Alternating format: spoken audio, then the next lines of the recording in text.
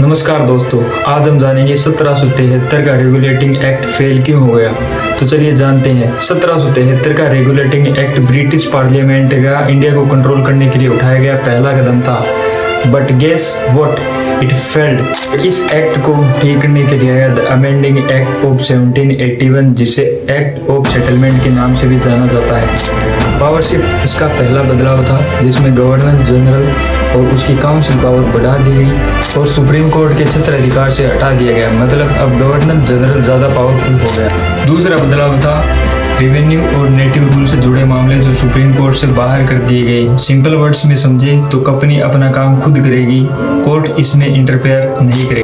Personal law जो इसका तीसरा बदलाव था, जिसमें सुप्रीम कोर्ट का अधिकार सिर्फ कलकत्ता रेजिडेंट्स तक सीमित कर दिया गया।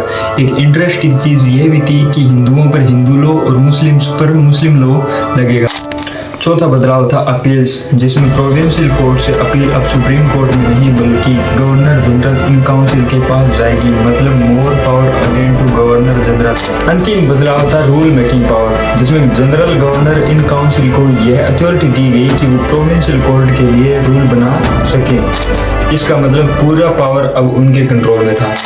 So overall amending act of 1781 ने सुप्रीम कोर्ट और गवर्नर जनरल के बीच कलेश कम कर दिया और इंडिया में ब्रिटिश एडमिनिस्ट्रेशन को और स्ट्रॉन्ग बना दिया।